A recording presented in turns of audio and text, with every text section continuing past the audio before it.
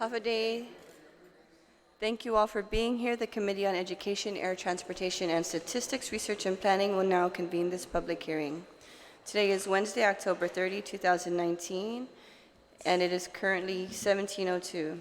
For the record, and in accordance with the open government law, public notices were sent out via email to all senators, stakeholders, and all main media broadcasting outlets on October 22, 2019, and the second notice on October 28, 2019.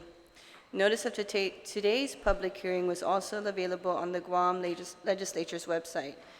With me today is Speaker Munya Barnes, Senator Joseph Augustine, Senator Regine Bisco-Lee, Senator Clint Rogel, Senator Perez, Senator Shelton, and Senator Therese Terlahi. Colleagues, thank you for being present today. On the agenda today, we have Bill number 196-35LS, which is an act to amend subsection 7116 Alpha and Delta, both of Chapter 7, Division 2, Title 17, Guam Code annotated, relative to authorizing the Guam Department of Education to enter into power purchase agreements to purchase solar energy from qualified providers. During my discussions with the Guam Department of Education, it was brought to my attention that Public Law 32-95 authorized GDOE to enter into power purchase agreements in order to purchase solar energy from qualified providers, provided that such agreements are in the best financial interests of the government of Guam.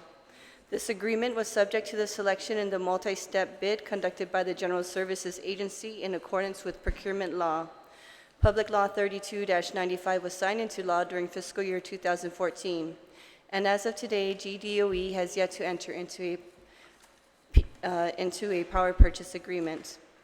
We also acknowledge the rising costs of electricity and the budgetary challenges of the Guam Department of Education, and it is our intent to address these challenges by authorizing the Guam Department of Education to enter into one more PPA in accordance with the procurement law.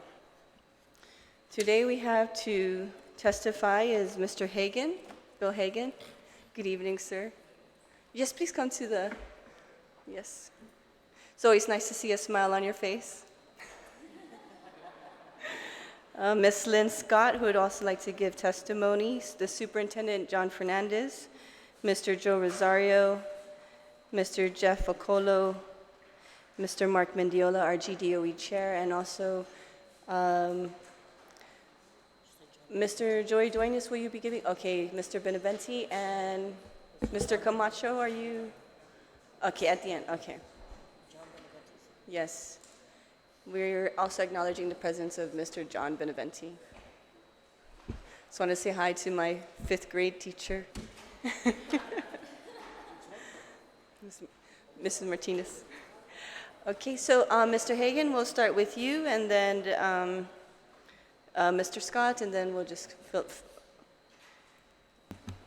Mr. Jeff, and then Mr. Scott, and then Mr. Superintendent. Okay. Good afternoon. Good afternoon. Speaker Barnes, Chairwoman Vice Speaker Nelson, and other members of the committee. You mentioned Public Law 3295 in your bill. Public Law 3295 was fatally flawed at its passing. I spent much of 2013 working with various members of the 32nd Guam Legislature on 95, and the intent of the bill was good and was seemed to be headed in the right direction until someone added Section Q, which could have been Section Q to what could have been a good piece of legislation. Section Q required that the developer, owner of a photovoltaic system installed under a PPA agreement to relocate the entire system at their own cost should GDOE decide that the building being used for PPA was no longer necessary. That was a potential liability no developer would be willing to assume. At that point, 95 became window dressing and a media event, and GSA never made any serious attempt to solicit a bid. Will GDOE do any better? Also, some of the tax incentives which make such an investment attractive are already beginning to disappear. And reading that GDOE is 90 days in arrears doesn't inspire investor confidence. Regarding technical assistance, there is no need for technical assistance as GDOE is not buying technology, but they are purchasing kilowatt hours, for which you can establish a rate relative to the utility rate for the particular structure. For example, PPA rates shall always be at least blank percent below utility rates. It is also important to keep in mind that any investor, power producer, who invests equipment capable of producing power for decades and providing the insurance needed to protect their investment. We believe that any contract should benefit both parties for the duration of the contract. This was Guam's first school PPA. It was done in 2012 between our company and St. Francis School. I believe, Mr. Hernandez, you've been on this roof and you've seen this system. Most of it is not technology. Most of it is legal descriptions of the property, of the agreement. It's protection from both sides, the producer and the consumer. It's meant to be fair no matter what happens. There's descriptions in here how to get out of the system, how to get out of the agreement for both sides. And you can see it takes a lot of paperwork to get there. We've done a number of these, and so far everybody's happy. GDOE should be encouraged to negotiate with the utility for a unified consolidated rate, which would allow the PPA kilowatt hour credits from one building to be used against energy costs from another. Most buildings are only used about 180 days a year, while the photovoltaic systems are operational 365 days a year. So it is possible on some sites for the photovoltaic system to produce in excess of the needs for a particular building, while other buildings could fall short in production. Perhaps Bill 19635 can be amended to address this. Properly written, a PPA can be beneficial to all parties with proper protection for both the producer and the consumer. And I encourage you to search existing PPA formats to ensure fairness to all parties involved. Thank you for allowing me to present, and please consider us as future resource. Thank you, Mr. Hagan. Mr. Vocolo? Good afternoon, Madam Speaker, Vice Speaker Nelson, and Senators. Thank you. My name is Jeff Vocola, Chief Operations Officer for Micronesia Renewable Energy and a Guam resident. I support this bill, number 19635, as it is written regarding the procurement change to the original bill, number 3295. Two of the main reasons why I support this bill is as follows. The first one being opportunity cost. From 2013, when bill number 3295 was passed into law until now, the Department of Education has lost the opportunity to add over $40 million to their bottom line. If we do not act on this now, we stand to lose additional monies that could help our schools, teachers, and children in the school system. As a company, we also did two power purchase agreements for two schools in the CNMI. That was done 2 years ago, and to date, they are very happy customers saving money. The second would be cost of money. Interest rates are very attractive now for investment in the short term and the foreseeable future.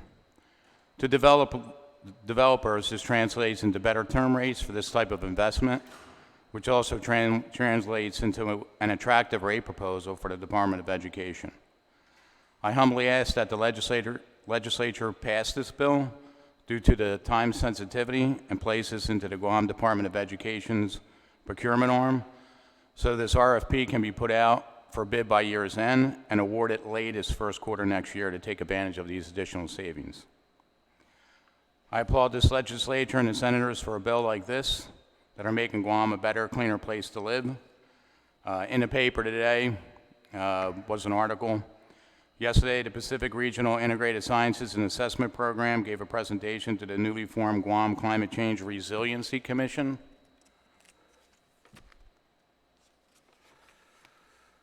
And this was just a quote from their report. The effects of climate change on Guam can influence the demand for water, energy consumption, sea life population, tourism, and the economy.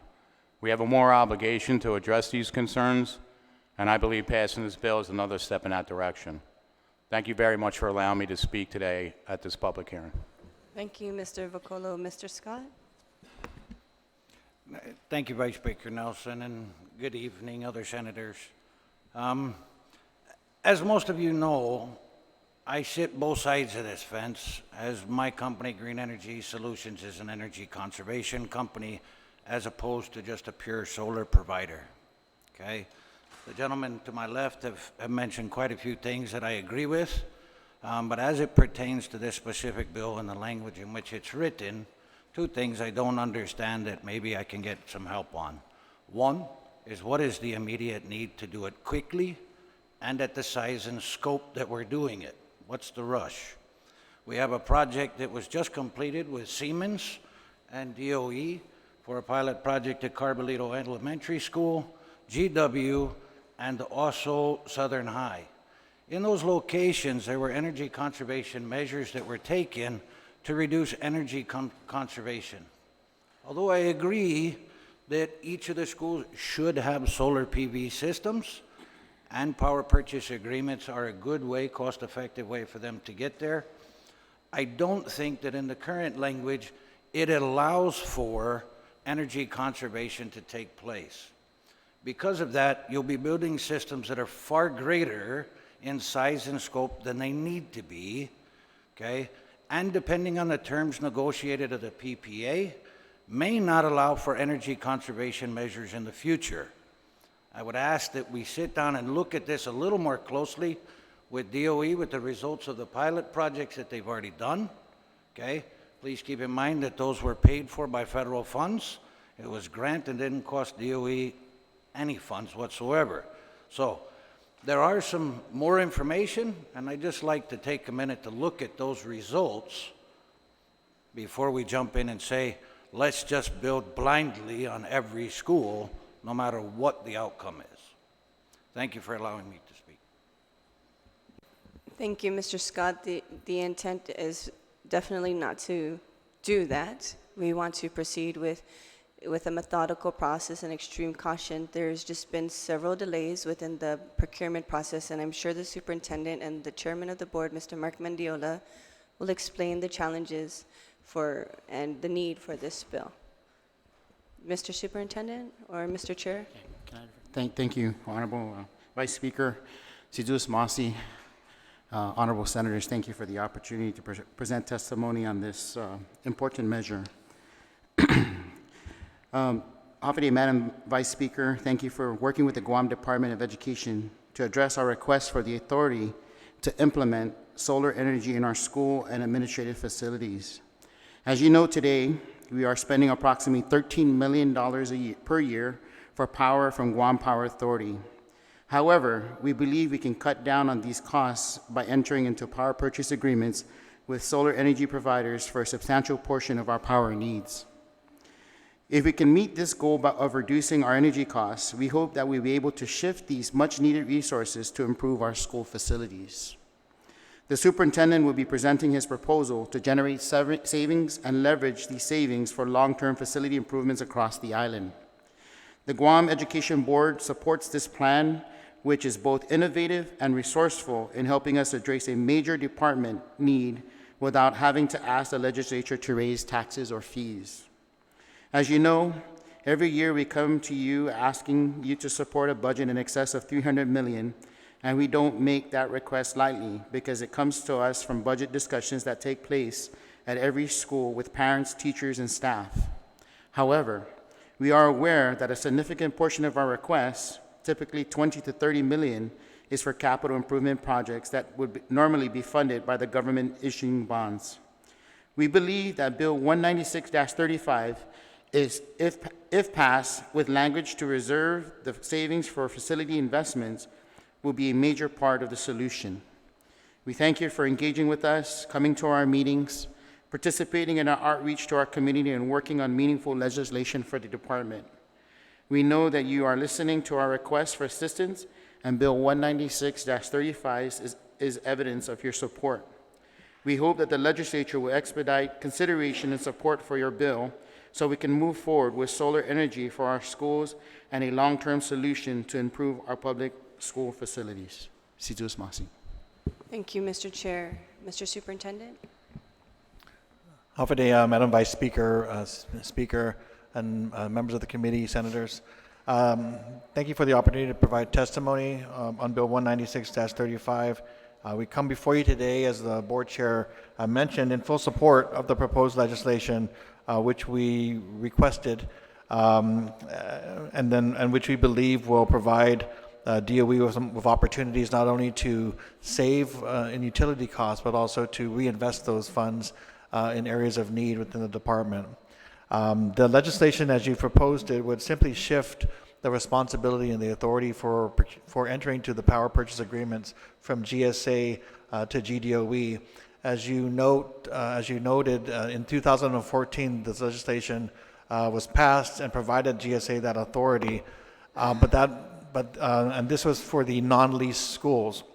So for the non-lease schools, we've been waiting for GSA to take the first step, but obviously there are many other priorities that may have taken the lead, and so we had asked for that authority to be transferred over to GDOE so that we could prioritize and begin to move in the direction of entering into these agreements and making use of alternative energy, not only to achieve savings, but to be a part of the sustainability efforts across the island. Although we understand that the numbers, are subject to projection, we have been working, with our lease schools and at least one of our landlords to try to figure out how to move a PPA forward. And under the agreement, which has been stuck with the Attorney General for a couple of I would say technical legal reasons that need to be addressed, we did get to the basic terms of the agreement, which allowed us to project what the savings might be over the term of the contract. And we believe that if the legislation is fully implemented, that's not to say we would fully implement it all at once, but if fully implemented, the potential to save $4 to $5 million is there. Whether we can realize that over time or whether that's an accurate estimate, I'm happy to discuss. But we pay $13 million right now to GPA for our power needs for 41 schools on our central office facilities, and we do believe we can save money by working with our alternative energy providers, and would like the opportunity to do so.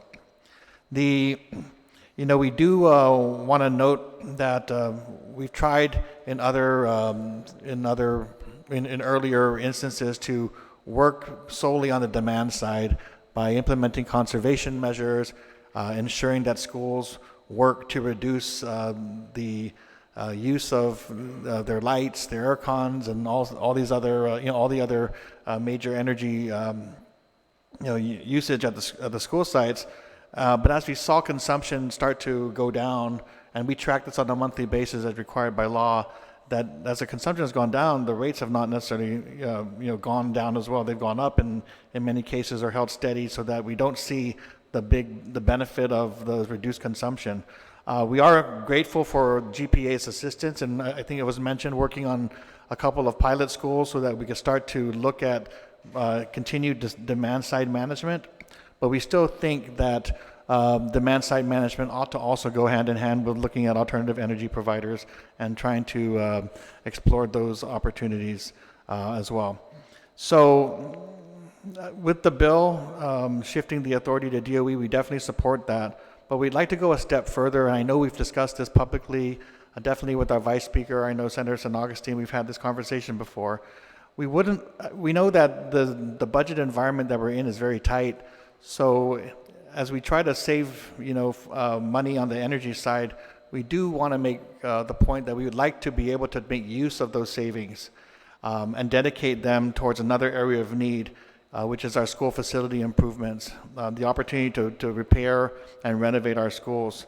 This would require language, I think, that might need to be added to the bill to ensure that any projected or actual savings be deposited and reserved in a facility improvement fund that would be only used for DOE facility improvements, and that there be language that would further authorize DOE to be able to obtain financing based on that revenue stream. Obviously, the idea would be to generate savings, lock it away, dedicate it to facility improvements, and leverage these funds with financing partners to maximize our ability to fix and address the I think $90 million in deferred maintenance was our 2013 number, but address the deferred maintenance needs that we have been struggling to deal with through our operating budget. We believe that a dedicated source of funds for facilities would be a game changer in terms of addressing DOE's needs. I mentioned the 2013 Army Corps of Engineers report of about $90 million in deferred maintenance. Unfortunately, our government's limitations in being able to borrow funds to address these major needs has thwarted our ability to address them on behalf of our stakeholders. So typically, we're dealing with trying to address major capital projects using our yearly operating budget, and that budget doesn't go that far. We also think that in this budget environment, there's been a real concern about any proposal to raise taxes, raise fees, and we're not proposing that at all. I think this is actually in line with, I think, many of our elected leaders trying to find ways to be more efficient, to find savings, and then take those funds and reinvest them in smart ways. And so we think that this is also in line with that direction. And with your support, we hope that we can finally provide DOE not just the opportunity to save on energy, but also to make those repairs and improvements to our school facilities for the long term. In a recent meeting with parents, this is just last night, Vice Speaker, you were there, to discuss school safety. Many of them cited school facilities as a safety issue, and we agree with them. So we know we have a lot of work to do, beginning with Simon Sanchez, extending to George Washington Southern and all of our middle schools.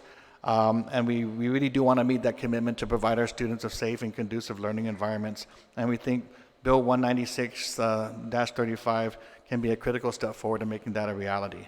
So thank you again for introducing the bill, and we hope you will consider the suggestions that we've made, and we look forward to an expedited consideration and passage, hopefully, of this legislation. Thank you. Thank you, Mr. Superintendent. I'd also like to acknowledge my colleagues, Minority Leader Senator Will Castro and Senator Telotidegui for being here. Thank you. Mr. Beneventi?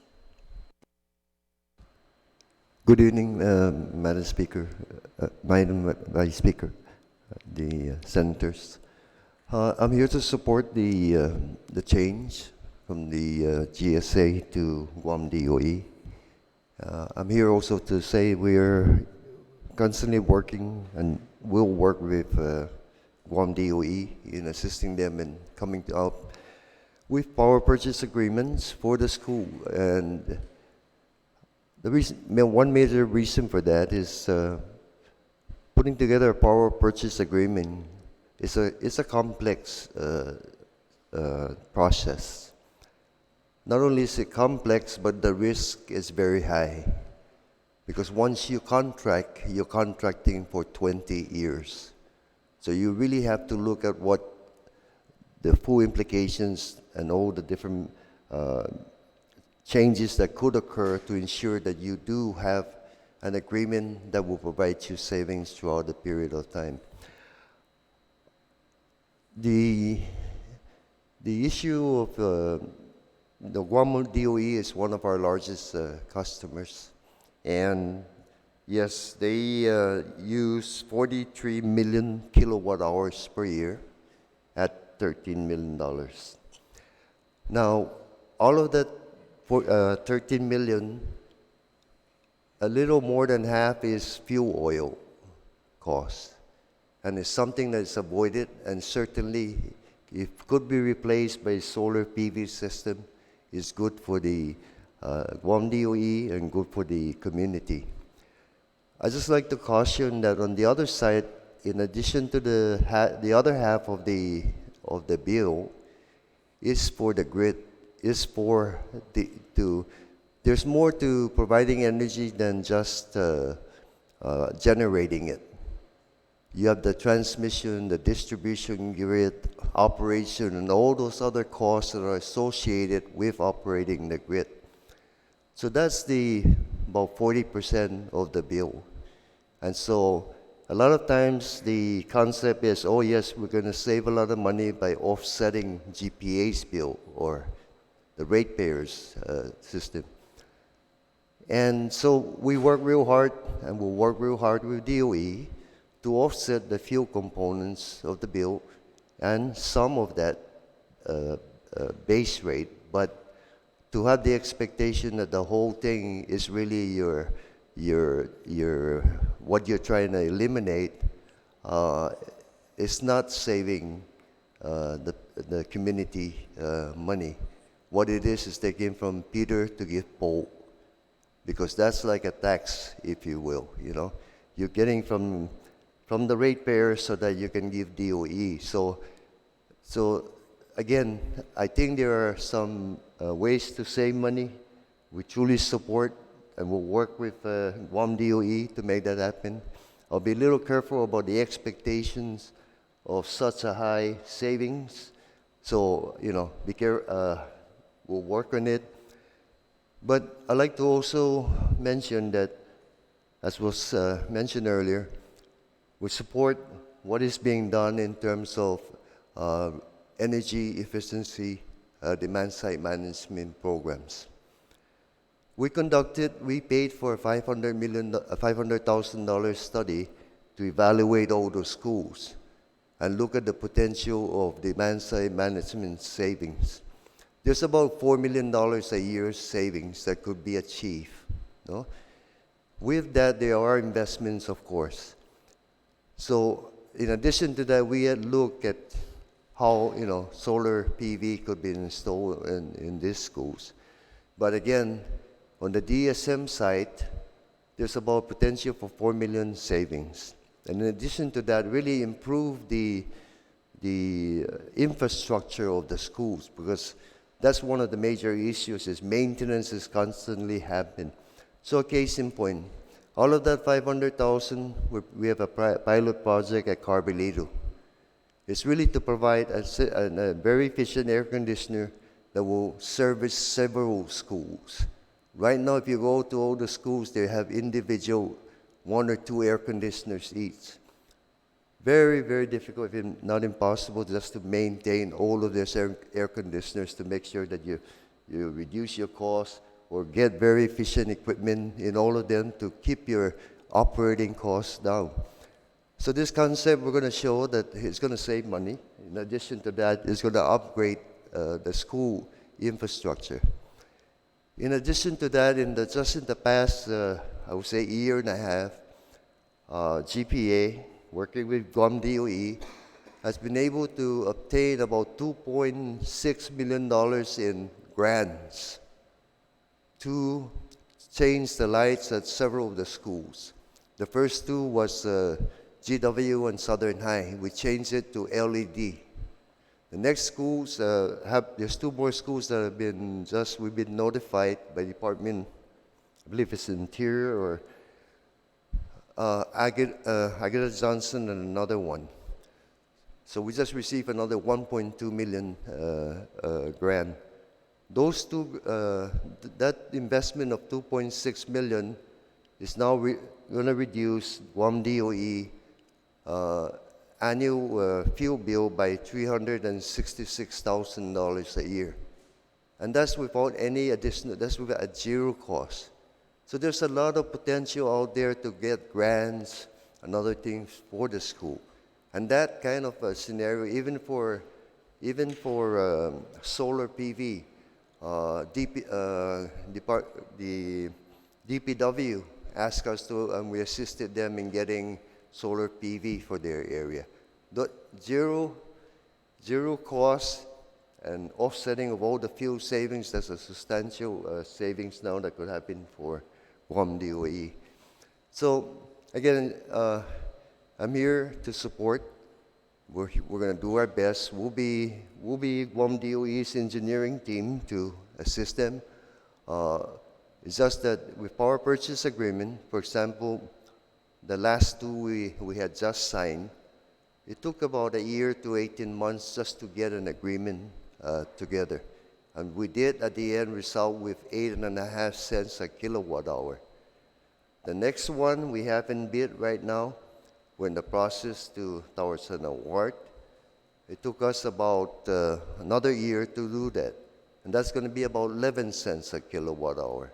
So there is a way to do that, to make that happen. But all I say is that there is a price to pay for the grid to maintain reliability, because solar PV doesn't provide you reliability.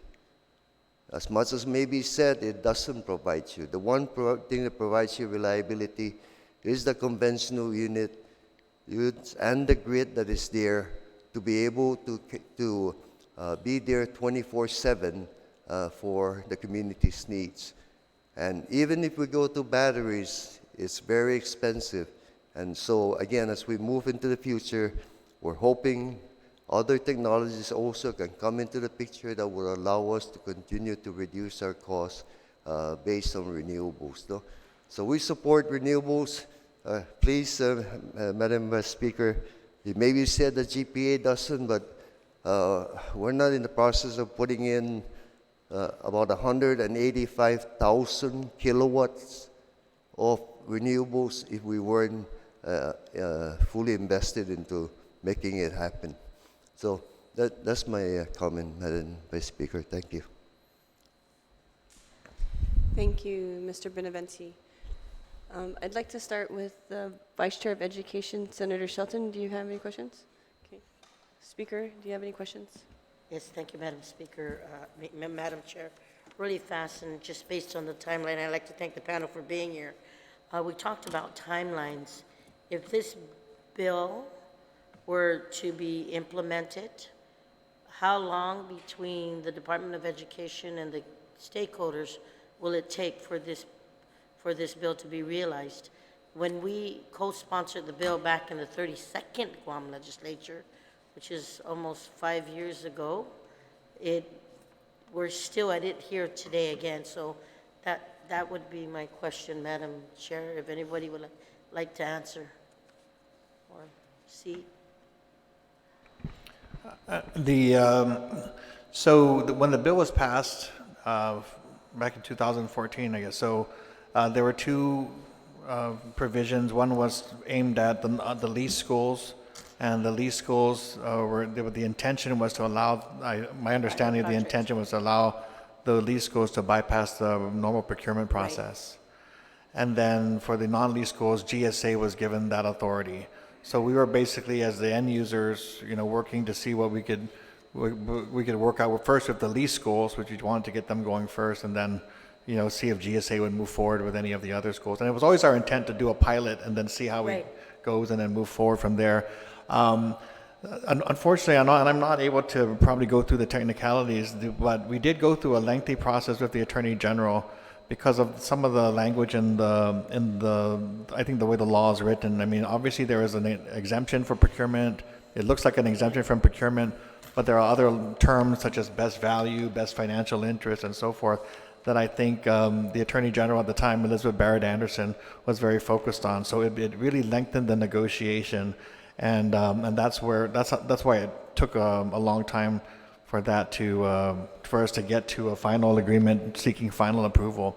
When Attorney General Camacho came in his review, I think there's just a disagreement about whether or not or how this exemption from procurement works, because it's still stuck in the Attorney General's office, and I believe it's stuck in that same gray area of to what extent does procurement law apply given the language in the law. And I believe, I'm not sure that the landlord is here. I know they're coming on island soon, but I understand that they might want to suggest ways to address the concerns that are being brought on that proposed agreement.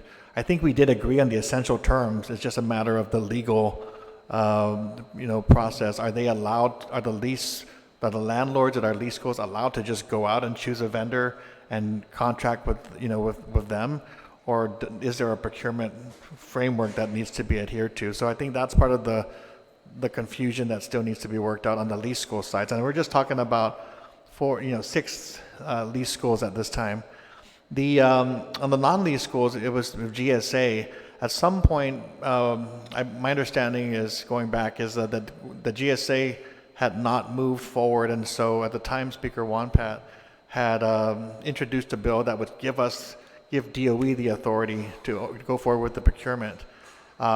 In preparation for that, once that bill was introduced, the communication we got from GSA indicated that since that transfer was going to happen, they were no longer going to move forward with the procurement, and it's never moved forward since then.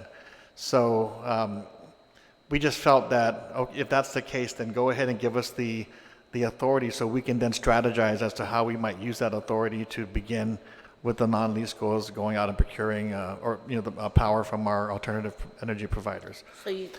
But we never moved forward with that other than just working through the terms of an agreement with the lease schools. And so we did a lot of that early work. We worked with GPA to review that proposal. And so we did a lot of the early legwork, but we never really had the authority to go out and bid it out ourselves. And so if that's the case and we do get the authority, we will want to strategize as to how to move forward. But it's our intent to actively engage in that process and try to get a solicitation out so we can allow the vendors to give us their best proposals. There is an indication that in the statute that sets forth a multi-step process to get this going, and so we're familiar with that. We just never had the authority to move forward. So with the reiteration, Mr. Fernandez, based on Public Law 32-95 and this new bill today, will that clarify and expedite the process moving forward, or do we still need to go through the clearances? Because if I'm not mistaken, all agreements have to go back to the Attorney General's office for clearance, no matter what. So I think with the lease schools, that issue of what that exemption from procurement really means, or how that needs to be probably worked out on that side. For us, if DOE gets the authority, we understand that we are going to go through that procurement process. There is going to be a required procurement process and competition amongst providers to provide, to enter into that, any kind of an agreement. So we're not anticipating any kind of exemption. We would just want to get that procurement process started, and we do have that authority and the experience in terms of procuring services for the agency. So those are the two things. One is kind of clarify, how to move the lease schools forward, because it was always intended to be an expedited process. Yes. We fully expect the procurement process to be in place for our side of it if we get the authority. And so we're not foreseeing any shortcuts. We just want to get to the point of scoping out the work, qualifying, offerers, and getting to the point where we can select or enter into an agreement with willing providers. So based on that, we're looking at a timeline of still over a year and a half. Well, there is an issue of how that. There's a technical assistance component to it with consultation with GPA and so forth. But otherwise, I think we've done a lot of the legwork. It shouldn't be to publish, to design, publish, and begin the solicitation process shouldn't take as long as that one that we've been working on with the lease schools.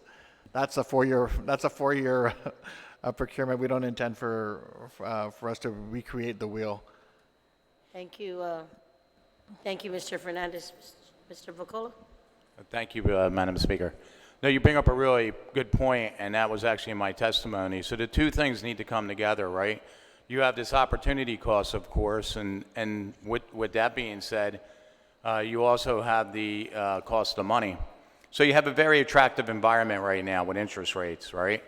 The other thing that we fight as an industry, and when the ITC credit goes away, not that we won't still be able to finance these systems, it's just going to be more expensive to do that. So in 2020, the ITC goes down from 30% down to 26%.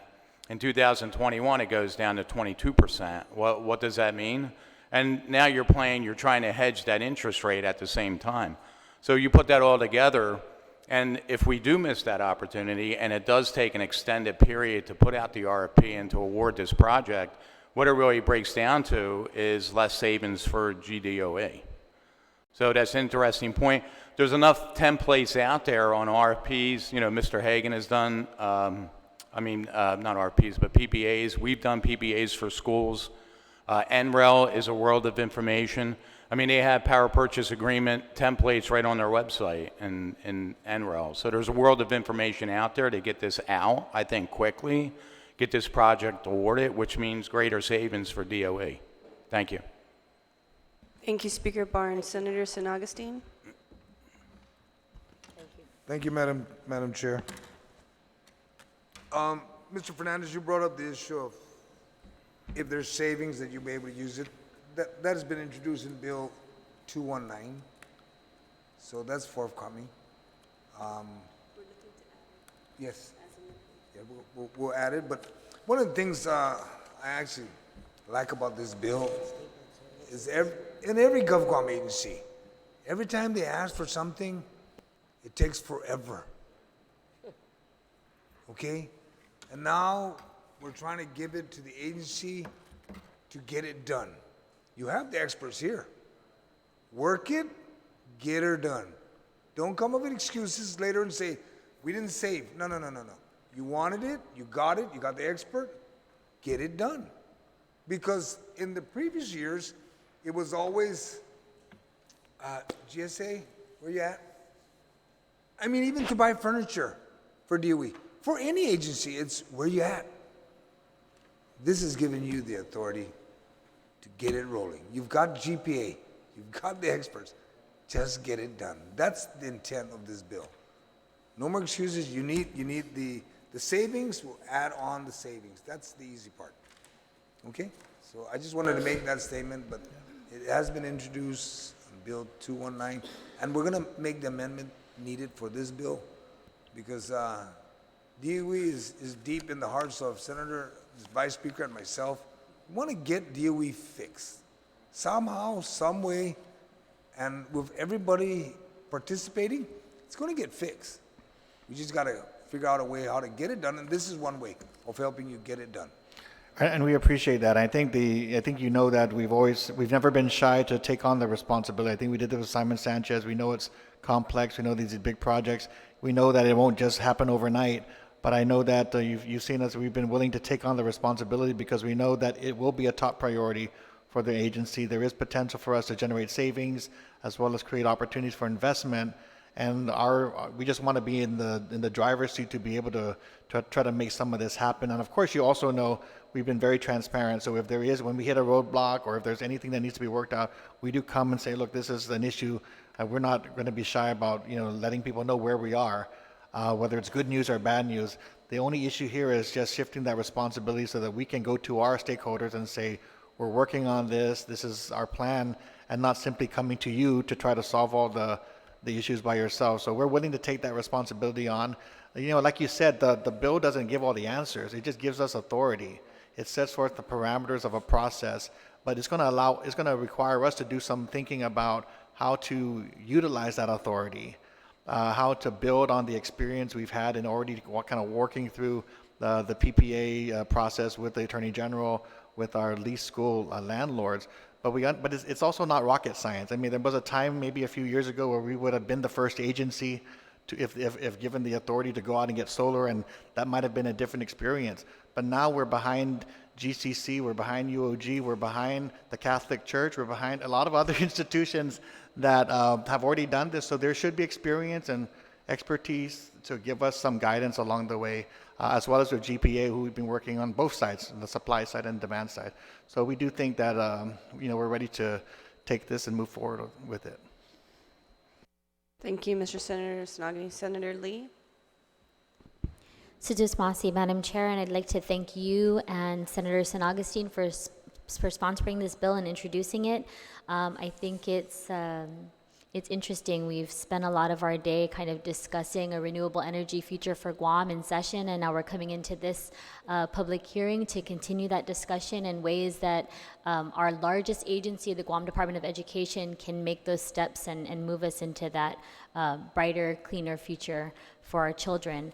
One of the things, as I was taking a look at some of this testimony that's been received on this bill, one of the concerns that was raised was, what do we do if GDOE falls behind on their solar power bill due to the power purchase agreement owner? And so I kind of just wanted to have that discussion amongst all of us and kind of just think about that plan B. If we get to that point, how would we, and is it possible for us to kind of insert language to protect ourselves in that event? So that's a good question. I think it's a little bit easier on this, than to have a general discussion about other issues where we're constantly relying on the appropriation, the release of allotments, and then cash to follow it, and we plan against that appropriation. So some of that question is really aimed at the budget process and on whether we're actually going to meet that appropriation level for that year, and can we plan against that. But in this case, it's different. Utilities, we already have a pretty good solid record of how much it takes to pay the bills. So we've had that history, we've had the audits that can demonstrate what we pay. You appropriate that amount that we pay. Right now, GPA will shut the power off if we don't pay after a certain amount of time, so they've been very good at holding us to that level. And we go to DOA and BBMR and say, hey, we got our power bill. So we know it's been a priority to fund those utilities. We can't operate our schools without power and water. So what we're merely doing here is that some of those funds would be, we would anticipate that they would still be provided to the department. It's just that some of those funds would just be going to our solar providers versus versus GPA, our incumbent provider. So our expectation is because we never had because utilities funding is critical, that when cash is released, it would be it would follow that prioritization. It'll just continue to take work between the branches and with the front office to make sure that continues to be the case. Thank you very much, Mr. Superintendent, and I agree with you. I think that is our priority, and we're going to do everything that we can to ensure that doesn't happen. I also just want to thank all of you, gentlemen, for coming and participating in our process today and really helping to inform the committee going forward. I know I will do everything in my power to help marshal these resources to GDOE and get this bill really moving. So I look forward to that. I look forward to voting for it on the floor. Sujus Masi. If I could also just add one more thing. The other thing just to note, that again, because you're not going to solve everything just with the legislation, there is a procurement process, and vendors compete for the ability to provide services. And within that final agreement, obviously, I think in some of the testimony, there has to be the ability for both the consumer and the provider to put in those protections and map out those contingencies and so forth. So some of that responsibility of preparing for that contingency falls on the government, but also falls on the provider. So, I think as we get proposals, we'll be able to see, how these providers would address some of those contingencies. But I think, as Mr. Hagan said, there is going to need to be some commitment of cash coming in to pay the bills, so that providers can hedge their risk as well. Right. So We there are don't multiple ways to do that. Yeah, we certainly don't want them to go out of business doing this. So Thank you very much. Thank you, Madam Chair. Thank you, Senator Rangel. Thank you, Madam Chair. My question is for Mr. Scott from Green Energy Solutions. I know that the superintendent has said they've taken many strides to improve the efficiency and cut back on power usage, power consumption at the schools.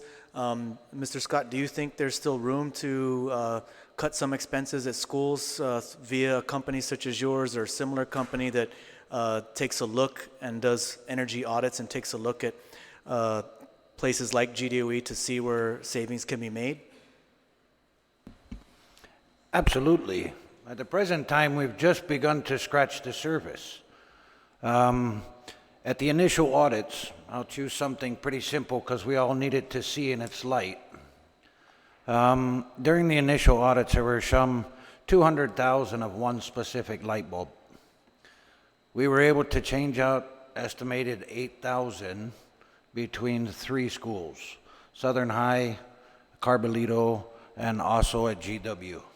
Okay? But that's 8,000 out of several 100,000.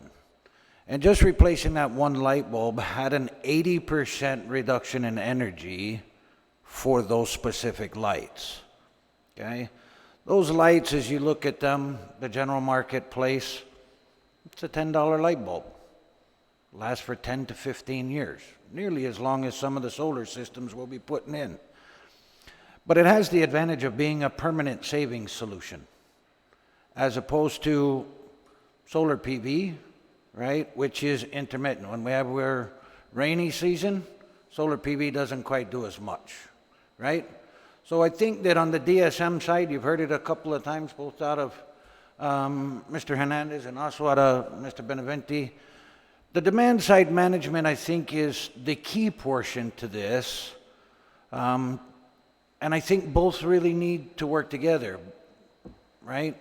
I think you need to have some power production via solar PV, but I think you also need to do the energy conservation. And we're just beginning to get there. As Mr. Benavente said, there are lots of grants available. Thank you for advising us that the 2 new ones got approved. So that's breaking news, by the way. So those RFPs will be coming out shortly. I'll look to bid those. But there's more and more that's coming along. We have done projects on Guam. Matter of fact, the old GPA building, as a matter of fact, that with the combination of smaller solar PV, but the energy conservation, we achieved 85% reduction in energy. Very cost effective because it's a combination of all of the steps that we can take. For me to finish up, I just want to see both parts. We have support from GPA on the demand side management that allows us to reduce consumption. And then with this bill and the support to be able to produce more power, I think we get the best of both worlds. So thank you. My follow-up question to that is, if GDOE were to include some sort of, what was the term used? Demand side management? Demand side management. Some sort of demand side management reduces power consumption. What I'm saying is with a combination of that and solar PV on the rooftops, do you think it's possible to zero out GDOE's power bill, or how close could it get to zero? I think in some schools, the answer would be yes. I think in some smaller schools, where there's less rooftop space or there's less ground space where solar developers could put systems, I think it might be a challenge. But those bigger schools, the ones using the majority of the power, tend to have significant amounts of roof space. Through the course of this evening, I heard the numbers 43 million kilowatt hours for 41 schools. Okay? So that's about 1 million kilowatt hours per year per school, and about 115,000, 120,000 kilowatt hours per month. That means size and scope of the solar PV alone is about 700 kilowatts per institution. 700 kilowatts takes a considerable amount of space, okay? Somewhere around 70 to 80,000 square foot, okay? With that being said, yeah, you could get those averages down to pretty close to zero if you've got the space to do it. So with a combination of energy reduction and covering the rooftops with solar, you could get close to 100%. So if 13 million is about the annual figure, do you think with a combination of those two things, the energy reduction and solar PV, you could save perhaps 10 million a year, and then that could go back to the school system? I think that's very possible. Thank you. I'd like to echo the comments of my colleague, Senator San Augustine, and say, get her done. Will do. Thank you, Senator Rangel. Senator Paris? Yes, thank you. So we did receive testimony regarding a build-operate transfer. And if you can walk me through what are the benefits or the downside of a build-operate transfer versus PPAs? So anybody on the panel can answer that. So Senator, build, operate, transfer is more or less really for generation. That's on the utility side, or microgrids.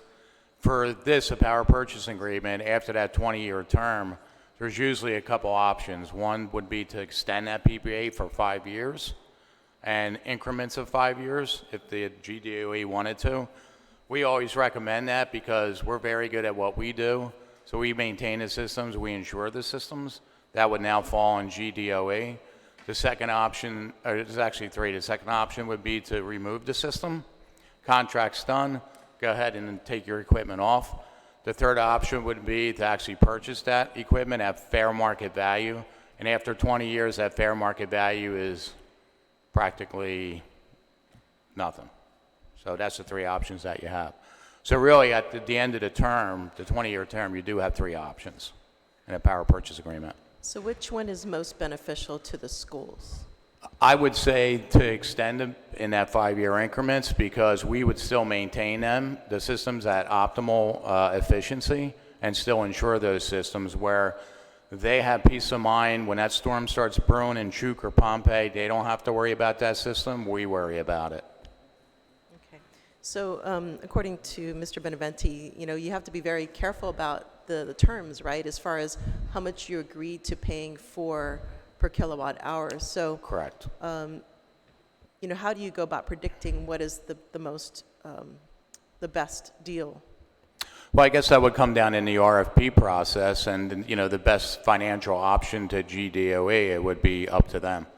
So, but in a power purchase agreement, everything has to be spelled out, as Mr. Beneventi explained. We do that in our power purchase agreements. I'm sure Mr. Hagan does it in his.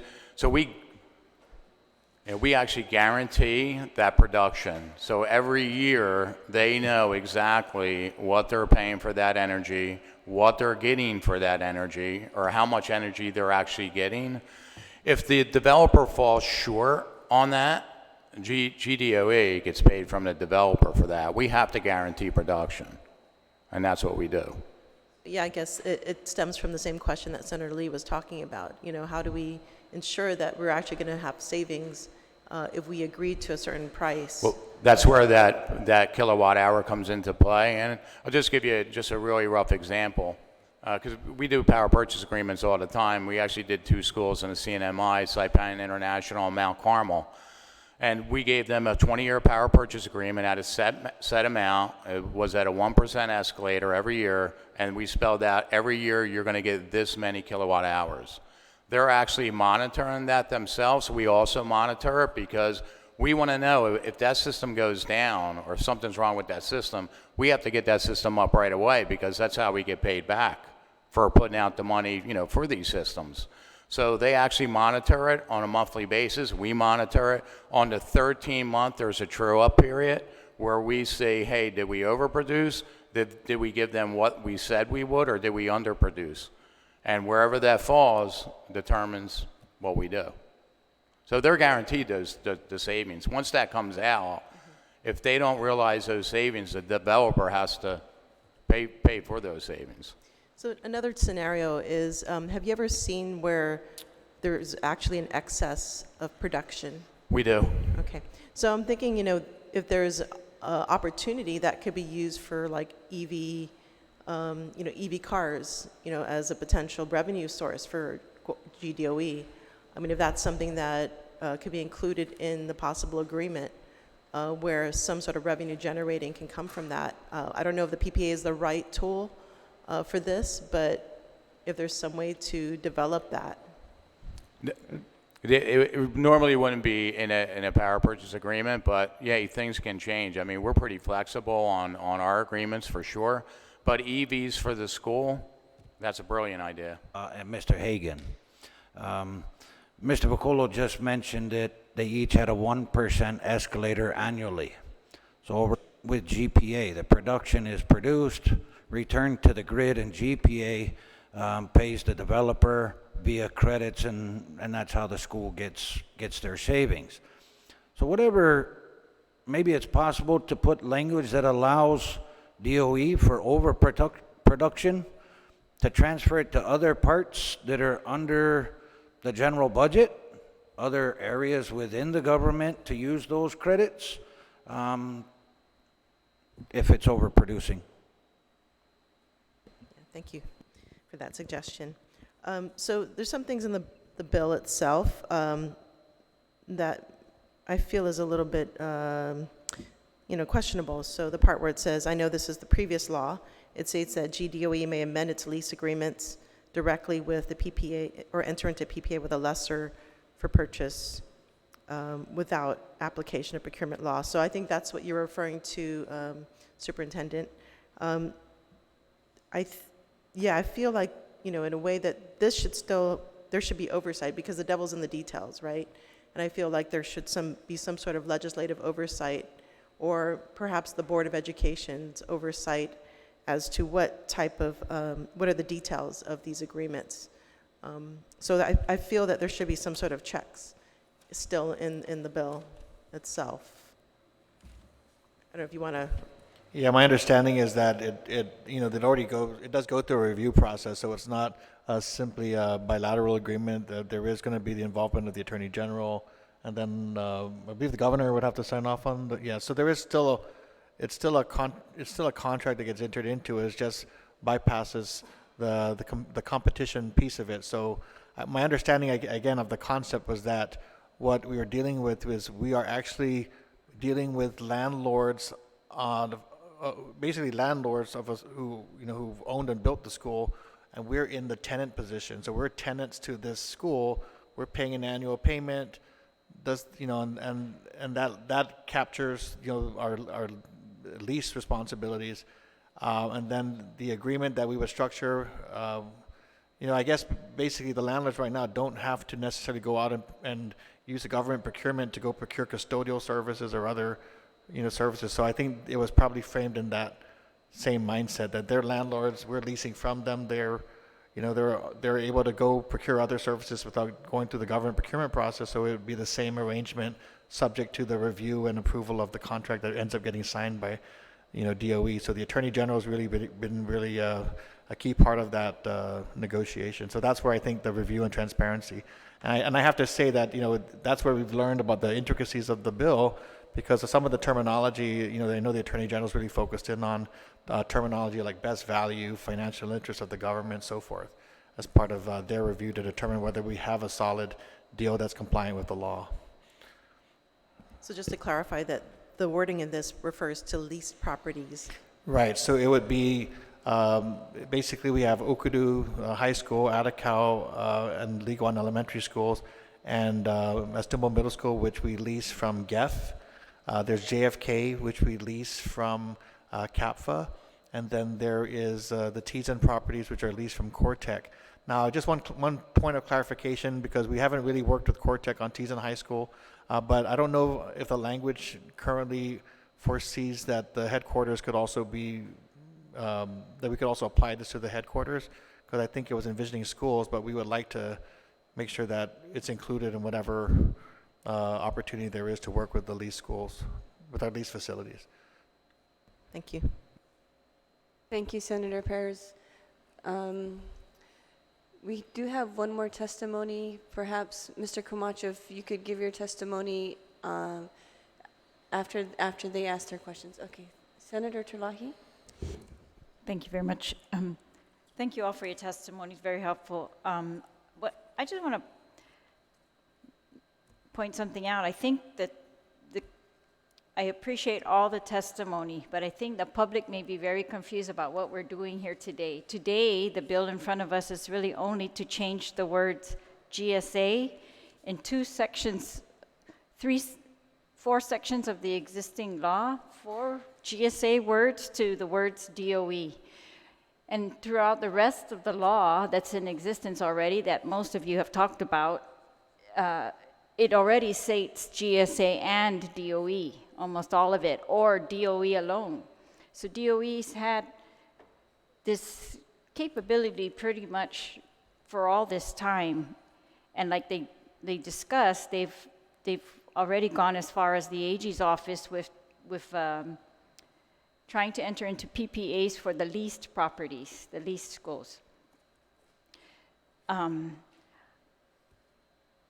Now, all the other changes that we're talking about, they sound very valid. For example, Mr. Hagan's change is a change to the existing law. It's not in this bill that we're talking about at all. It's a change to the substances that we required in these contracts that are not working. That's not going to work. That one provision that you described, Mr. Hagan, about whether when the superintendent decides the building's no longer useful, they have to move or you have to move the equipment with wherever they want you to move it. I understand. That's not practical. Sounds not practical right now. But, and all the other suggestions, they sound like very good. You've got your expertise here. It sounds like excellent to change this law. And I think for me, that's really what we need to do, right? That's the problem. That's the holdup also with GSA. So it's not that, like you described, GSA stopped for political reasons at one point, and GSA stopped for practical reasons at another point, because there was no bidder going to bid on the way it's been set up in this law. So I think very practically, I mean, we set up the government of Guam to go through GSA for a reason. That's supposed to be to have centralized procurement, and GSA was supposed to be able to, through centralized procurement, benefit, the rest of the government. And if it's possible, I still think you can work with GSA. I mean, their only real job is to do that RFP, right? But we can't do that. I can't see them going forward at all. Even you can't go forward. We can pass this bill tomorrow. There's no way you can go forward, from what I've heard today, without significant changes to this law. And I just think if you've already got those down, or if you're still working on them, then you should continue to work on those. If you've got what you think should go in an RFP, then I can't understand why we can't just get GSA to move that along at that point, after you've either made changes to the law, or we've all made changes to this law so that it actually works for the people involved. GPA is mandated by this law to be your expert, so they're saying tonight they're your expert, but they've been mandated for all these years to be your expert. And it looks to me like you're getting very, very good, competent advice, and that we should be able to amend this to move forward and to accommodate other additional ideas that might have come forward since this was passed. I guess I haven't heard from GSA. I have no idea what's going on there, but I do know that we've changed administrations just 10 months ago. They swore they were going to make sure GSA is responsive. So I don't want to act like they're not responsive if this is really something we need to be responsive on, and let's do that. And I would think that you can do that. We need to really put in here your best, make the law so that you can negotiate the best deal possible after what you've learned in your experience with the lease agreements. And if that's not going to go through after all this time, let's just change that, whatever the hang-up is at the AG's office. I mean, if that's possible at this point. I think that's I don't know, that seems like the most practical thing to do for me. And I think it seems like from this hearing alone, I could amend this, but I think you've got even some better ideas that we're just not hearing, because that's not what we're here to hear today. Today was just, is it GSA or DOE? Who's going to implement this law? And I can't see why GSA can't do that, because DOE is all over this law. It's supposed to be DOE and GSA. And if you've already got all the expertise lined up and all the changes to the law that we need, then maybe that's just what we should go forward with. And I heard talk about another bill. I haven't reviewed that bill, so perhaps that's what you have suggested in another bill, and maybe that's all we need. But I'd like to see the end product of the one that's at the AG's office already. If that's not going to go through at all and we need law change, then let's do that, because changing from GSA to DOE is not going to solve that problem. And I want to really make laws that are going to solve the problem, right? And if GSA has a problem, then I'd like to solve that for the rest of the government of Guam. Like, what is the problem that they are having, so that we don't have to have this with the next procurement that comes up, or the next agency that's trying to get solar. But I do appreciate all the efforts and all the great ideas that have been made tonight. Do you have a response to Senator Terlahi's concern that this bill will not do anything? Yes, I mean, Madam Chair, that's not what I said. Okay. I said that this I was is under the changing the word impression that GSA to that DOE. bill will not do anything. And there's a lot of things that we need to do before DOE will be able to move forward. It looks like, even from your testimony, you said we're going to need to change the underlying law right? The parameters that have been too restrictive to allow any bidders to go forward. Isn't that correct?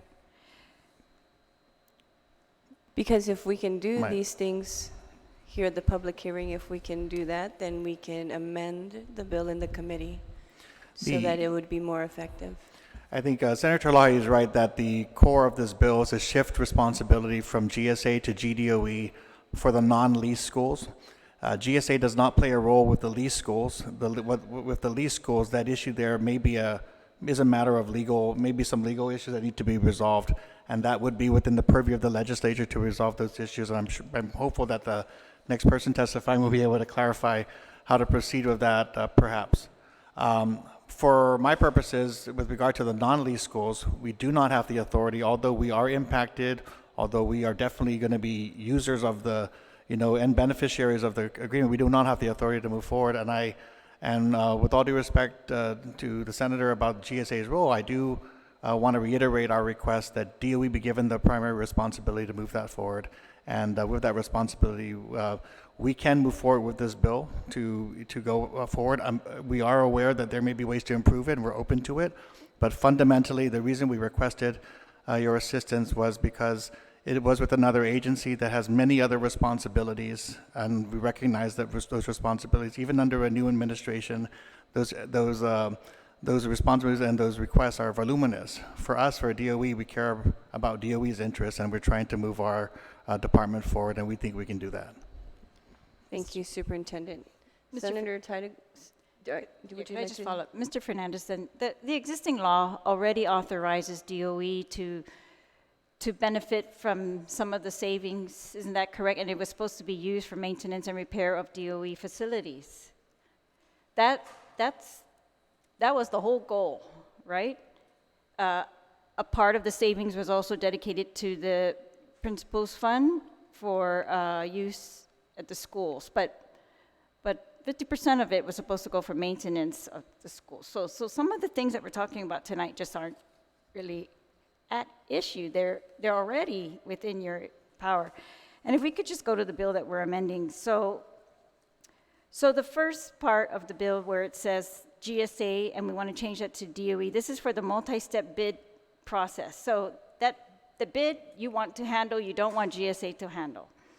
But on the next section, subsection D, it says GDOE and GSA shall seek technical consultation from GPA. And you've already been able to do that, haven't you, Mr. Fernandez? I think you testified tonight, and GPA has also testified tonight that that's actually been what you have been doing. Right. I'm not sure that. So we have received technical consultation with regard to an active discussion with regard to the lease schools. I don't think it makes any sense for us to enter in technical consultations on our non-lease schools if GSA has not initiated any effort to procure those services. So all I'm saying is, again, it is not my concern that GSA prioritize this or not prioritize. We know they have their own responsibilities. I am aware that we've pressed them in the past to move forward. We've received communications from them in writing that this is not going to move forward, and so we just think that instead of putting us in the position of begging GSA to make this a priority, we're asking the legislature to go ahead and give that to us under the statute that they originally passed. And so and again, we'll bear that responsibility and be accountable for that. It's just frustrating when people ask us to do solar and we say we're not authorized to do so. But the part that you are authorized, you're still stuck at the AG's office, aren't you? So, because there's issues, right, but that's right? not necessarily an issue that's related to DOE's efforts. I think the issue is Right. related to how we might improve the statute to clarify Correct, which the is what procurement we would exemption. expect DOE to bring to the legislature as soon as they found out about that issue, right? That's really all we need to do. And the other part is just really this consultation.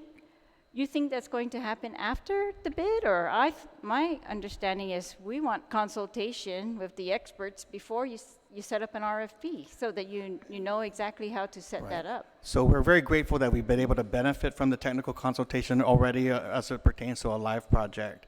And we would like to continue that work. However, we're asking that we give the authority to go ahead and move that and prioritize those projects, so we can actually have active conversations about particular schools that we think would benefit most from these power purchase agreements. So you're saying you're currently restricted from consulting? I'm saying that it doesn't make sense to do the consultation without any indication that the procurement's going to be moved forward, that GSA has any interest in moving it forward, and when in fact GSA has told us it will not move forward. So I think that it's When did they tell you that, Mr. Fernandez? Because you said they told you that when, I don't know, you made it sound like years ago. I didn't write down when did you say they told you that? I'd have to go back and check. It is a couple of years ago that would pertain. So, again, I think what the question we're asking is, and we think that it is within the legislature's purview to determine whether you would like us to continue to work with GSA and try to have them lead, and we would certainly benefit from everybody's help in that regard, or to give us the authority we seek to go ahead and take over the procurement ourselves. So I think that's all we're asking. And so we do think that we can prioritize this and move forward, knowing that GSA is responsible for the rest of the government's needs, and that's what we're seeking.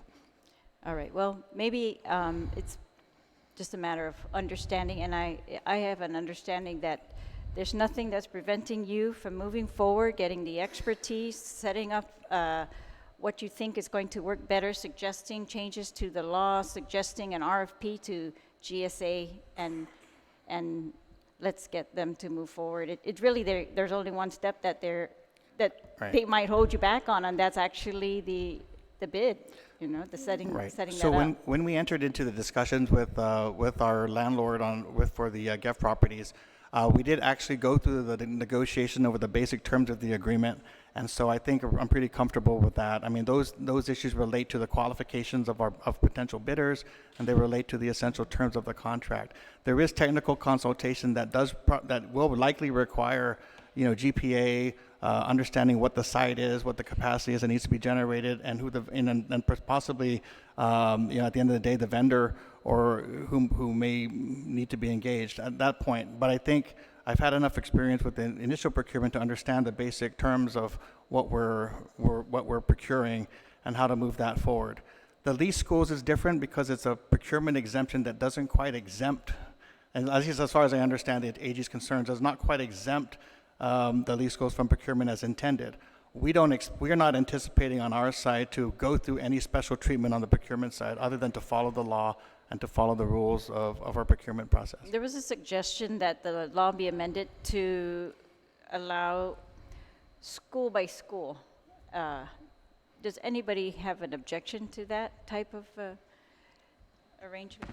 If you did it, are you talking about putting it out for a bid, school by school, or a PPA?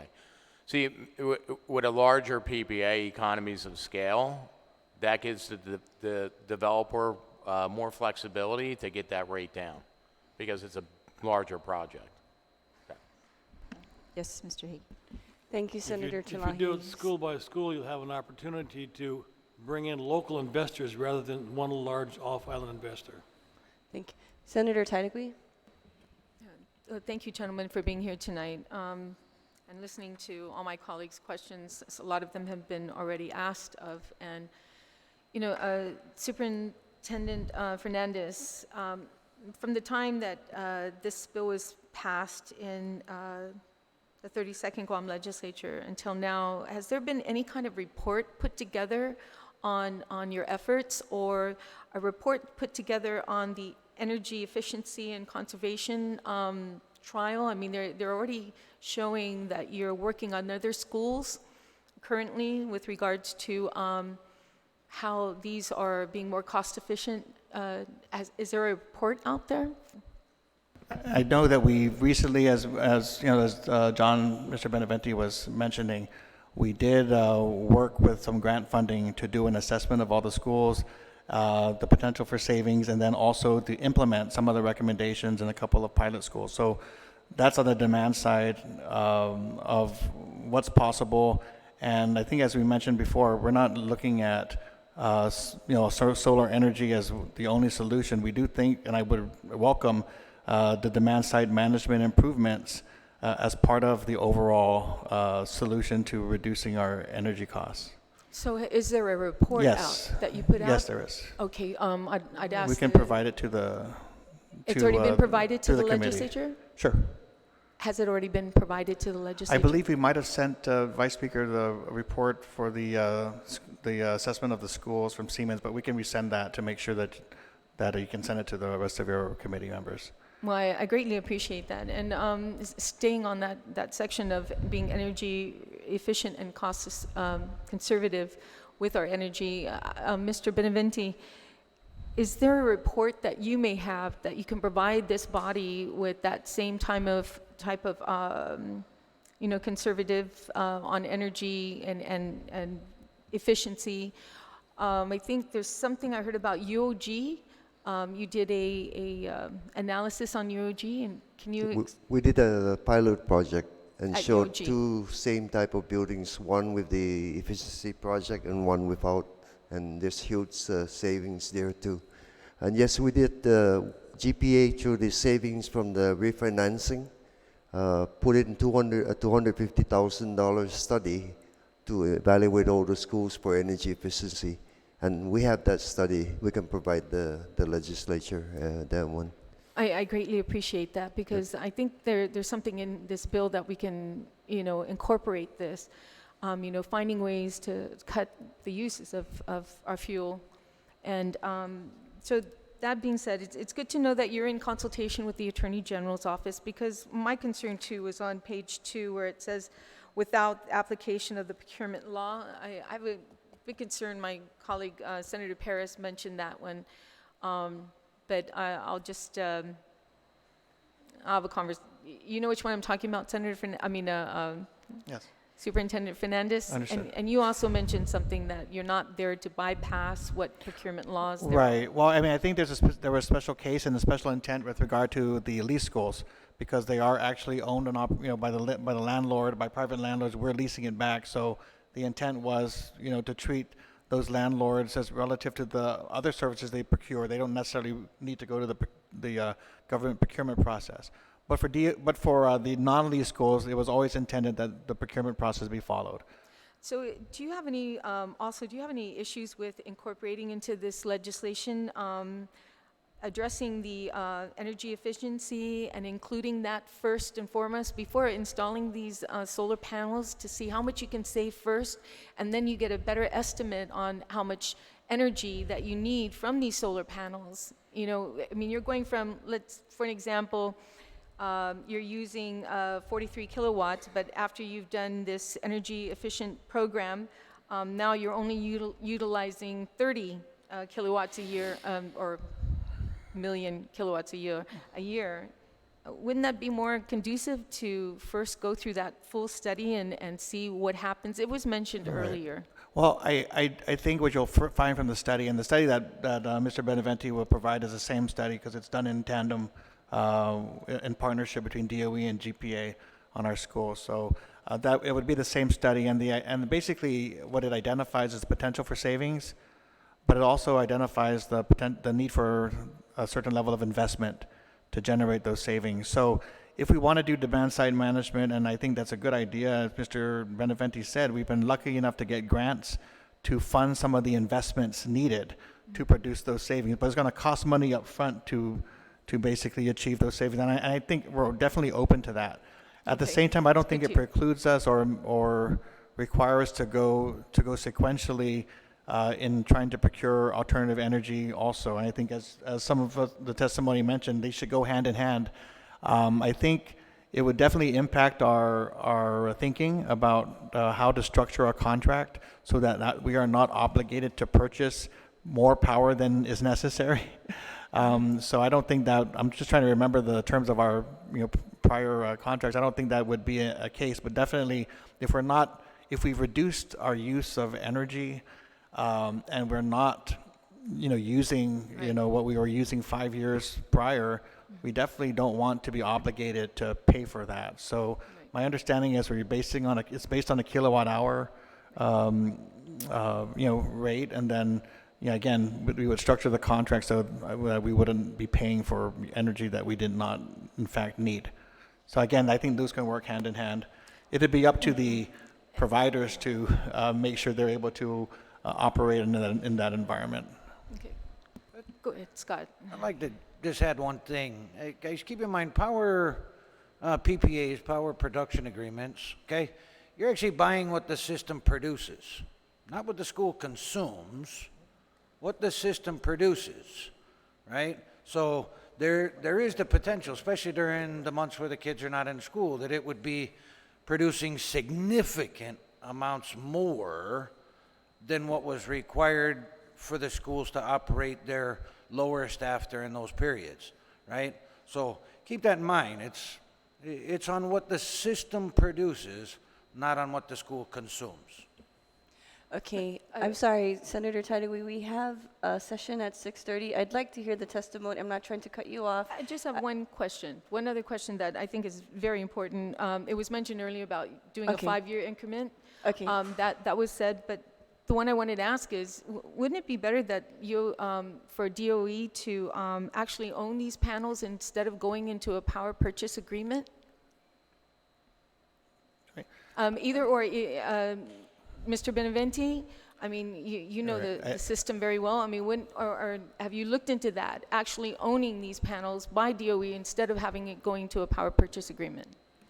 I would say that there are going to be pros and cons to both approaches. I mean, obviously, the need, if you were going to purchase it, you would definitely need to have the upfront, resources to be able to purchase the equipment, and then think through what your ongoing need is to be able to fund the maintenance and insurance costs for those agreements. What the trade-off is when you go to a power purchase agreement is that somebody commits to producing the energy and maintaining the equipment, and you basically benefit from the savings. So your upfront costs are not, you don't have those same upfront costs, but you benefit along the way from the savings. So I agree, think you Mr. just have- Fernandez. Yeah, I agree with that, but however, we don't want to get to in a position that we're paying more for the solar power than we are, what's already provided by GPA. And in some circumstances, that's the case. If you look at some of these purchase power agreements, you end up later on paying more for it than if you were on the grid. So I'd like to hear from Mr. Beneventi, his perspective on this.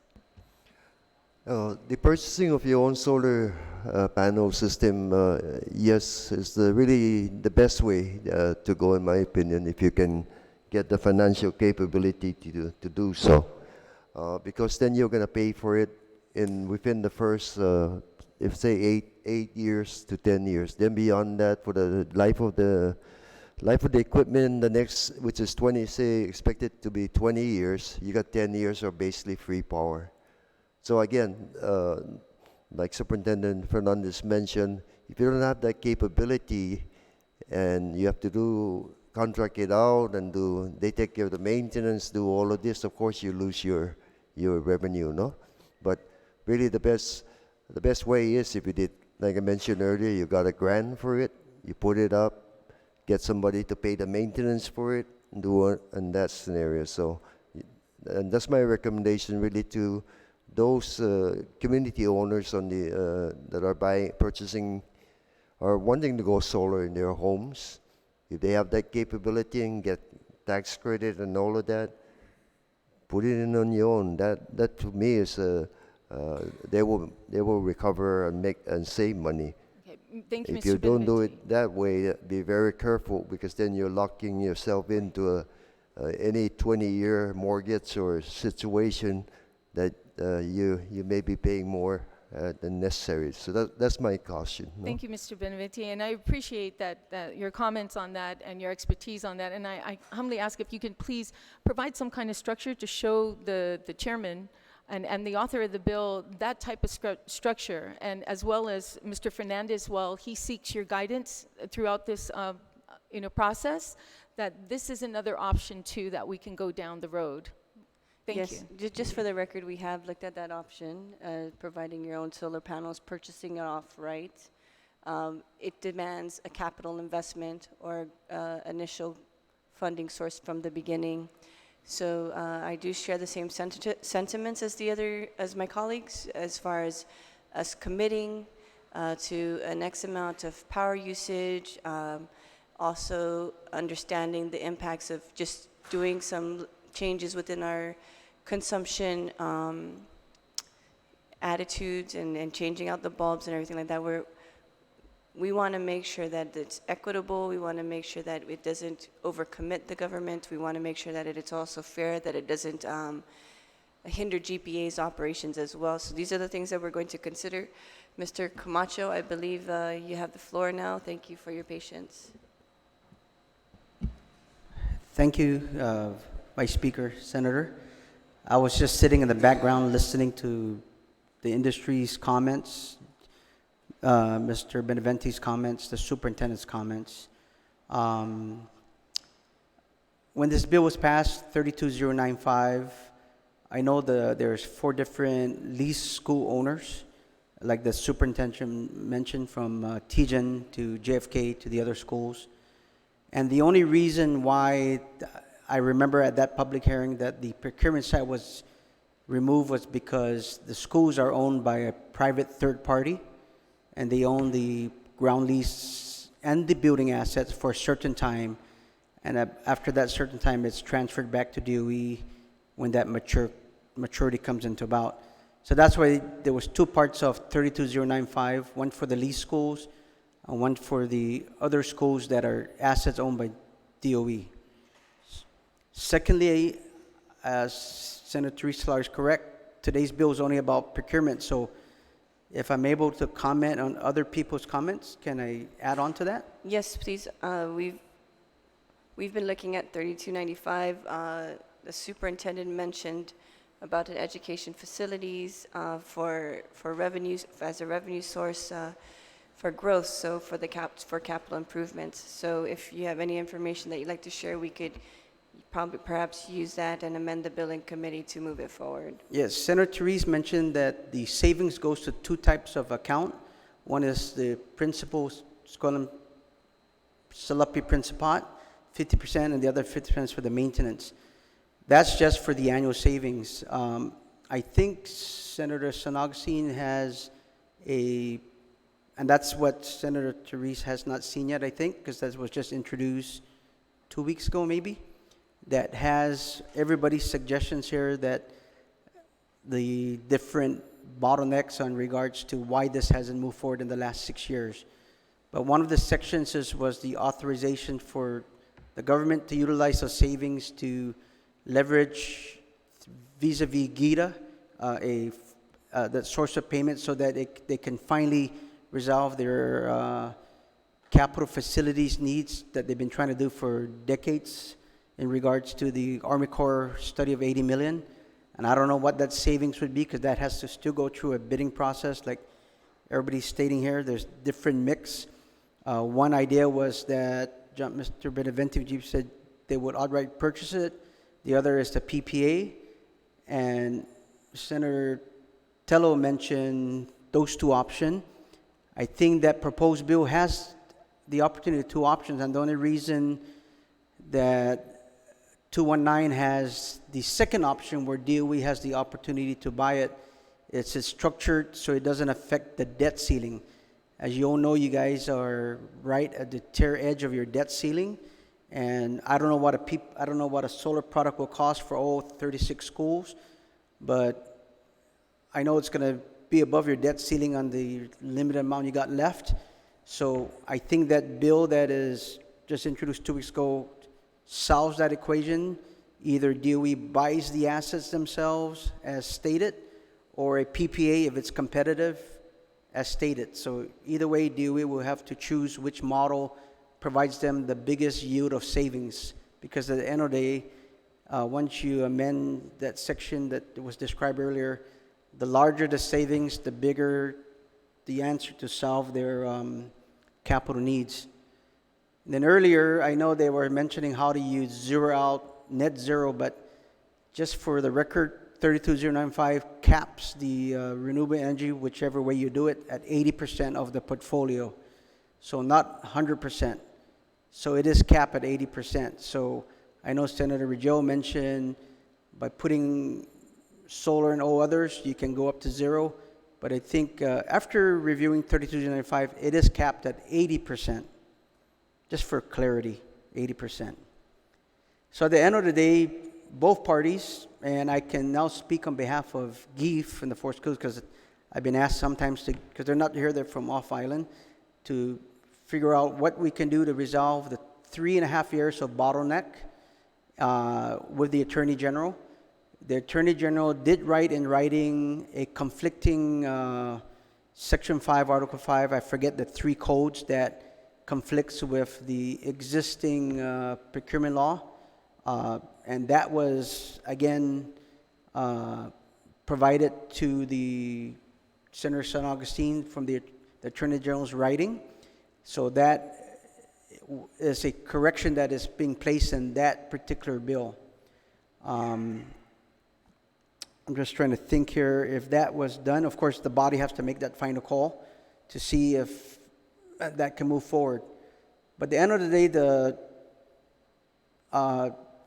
John Benvente mentioned something very key, and was mentioned to the superintendent, was their cost collaboration with GPA's technical guys.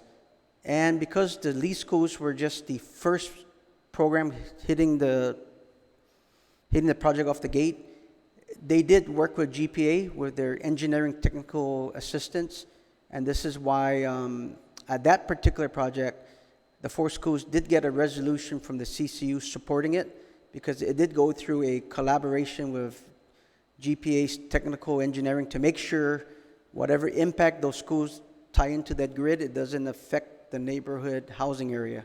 So that exercise was exercised with the Lee schools, with DOE and GPA's technical advisor. So that was done with that exercise. Now, in regards to the other 36 schools, I hope they would use that example, and if there's any impact, GPA can provide technical guidance on how to minimize those energy impacts in those neighborhoods, as they did in the Lee schools.